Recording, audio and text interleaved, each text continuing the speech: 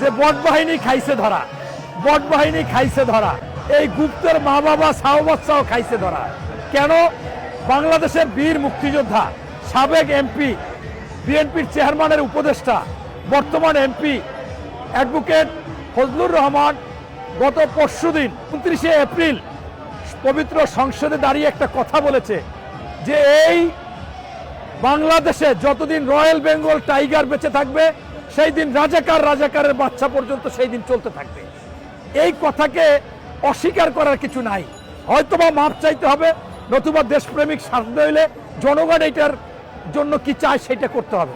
কিন্তু দুঃখজনক, লজ্জাজনক ব্যাপার, এই কথা সংসদে বলার আধা ঘন্টার মধ্যে সারা বাংলাদেশে ওই বট বাহিনী গুপ্তরা হাজার হাজার আইডি দিয়া একজন মুক্তিযোদ্ধা, তাকে আপনার দেখলাম যে সে বীর বিক্রম কমান্ডার আইয়ুব বিন আপনার হায়দার, বোঝায় আইয়ুব বিন হায়দার, তিনিও বাড়ি হচ্ছে কিশোরগঞ্জ।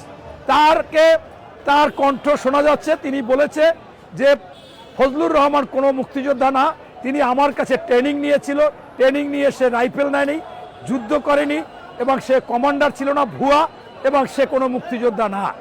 এই কথা পেপার পত্রিকায় সব জায়গায়, পরে গতকালকে সকালে দেখলাম ম্যাক্সিমাম পত্রিকায় এসেছে, মিডিয়ায় এসেছে, বট বাহিনী সরাইছে, অর্থ দিয়ে টাকা দিয়ে এটা অপপ্রচার করেছে।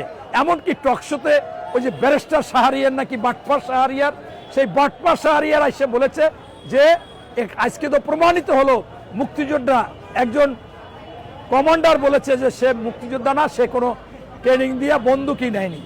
এখন সেই কথার পরিপ্রেক্ষিতে আজকে দেখেন যে গতকালকে আবার সেই আপনাদের সেই যাকে ওনারা কমান্ডার বলেছেন, যাকে বীর বিক্রম বলেছেন, সেই আইয়ুব সাহেব বলেছে যে আমি কমান্ডার না, আমি কোনো এই বীর বিক্রম না, আমি এই ফজলু ভাইয়ের অধীনে গিয়ে যুদ্ধ করেছি, ফজলু ভাই আমাকে নিয়েছে, উনি আমাকে উজ্জীবিত করেছে, উনি আমার নেতা।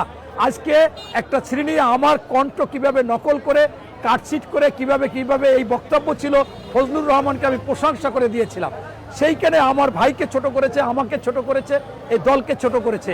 এইটা তাদেরকে আইনের আওতায় আনা উচিত। তাই আমি বলতে চাচ্ছি যে এটা টাটকা জিন্দা অলি বা টাটকা মানে একটা গুজব, টাটকা মনে করেন একটা অপপ্রচার, একটা মিথ্যাচার করেছে। এই জন্যই আমি বলেছি যে আজকে এই গুপ্তরা খাইছে ধরা, এই বট বাহিনী খাইছে ধরা, এই রাজাকাররা খাইছে ধরা।